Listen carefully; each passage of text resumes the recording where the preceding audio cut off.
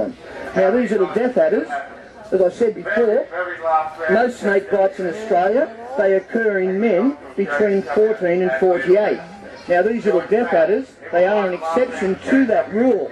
A number of ladies get bitten by death adder snakes, especially on the north coast of New South Wales, southern Queensland and in the lower Blue Mountains behind Sydney. And there's a couple of reasons for that. First off, it's the little snake size. This guy you're about to see, he's full grown, as big as this little fellow can get. That's a death adder, full-grown death adder here from New South Wales. Now these snakes are a nighttime snake, and they like to come out on those hot summer nights, and they wander around the place. They find little animals' trails, they sit beside the animal's trail, and they set up a little trap for it. They sit there, and they place the back of their tail up in front of their mouth.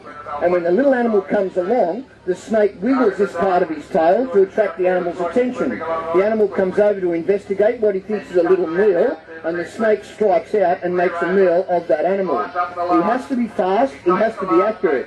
If he misses, and that animal takes that lure off his tail, he'll starve to death. He's got no other means by which to catch his prey. He hasn't got the speed or the stamina to chase it down. He brings his food to him, and when it's nice and close, he strikes out and makes a meal out of it. He's what we call a sit-and-wait strategist. Now what they do is they come out on these hot summer nights, they find a little animal's trail, and if a little mouse has been running around your backyard, he'll sit beside that little mouse trail and hope it's going to show up.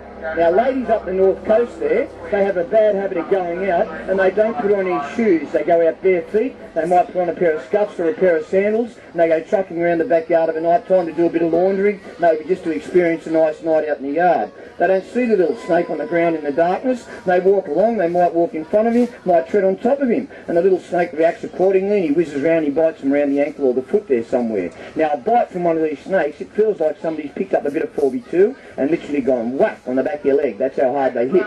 And at the same time, it feels like somebody's picked up a glowing hot poker out of the fire and gone whack on the back of your leg. So with the combination of that pain and that hit, people quite literally jump in the air, grab a hold of their leg, and they start hopping around the place saying, what the hell just bit me? In the meantime, the little snake just scoots off in the darkness, and they're standing there pondering, I've been bitten by something, but what the hell got me? Must have been a spider. I can't see anything else around the place.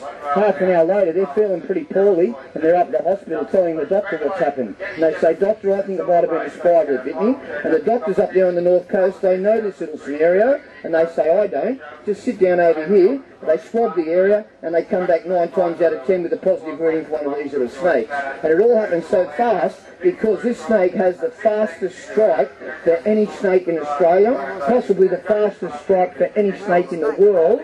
We estimate it is faster than a 400th of a second, which is how fast you blink. And this little guy strikes faster than that, so it's pretty quick when it really comes down to it. Now, like all snakes, he can come in a multitude of colours. This is what we call a red death adder. You can get them in that two-tone brown and two-tone grey, very similar to a blue-tongue lizard, often misidentified as each other, the blue-tongues and the death adders. They can come jet black with no banding on them at all, and they can also come in an albino form. Very common to find albino death adders out in the scrub compared to most other snakes. An albino venomous snake, incidentally, is up to 5 times more toxic than what your average venomous snake is. This guy is already rated as the 5th deadliest in the world. If you can imagine an albino one being 5 times more toxic, his venom would just go off the Richter scale. We've basically got no idea just how toxic one of these little albino guys would be. Now another place where ladies get bitten is gardening down there on the down around the Blue Mountains. These little guys get under the leaf litter, they get under bits of bark and under rocks in the garden. They sit there, they see the movement of the hands during the gardening, picking up the weeds. They can't resist themselves, they strike out and they hit the ladies on the back of the hand while they're doing a little bit of gardening as well.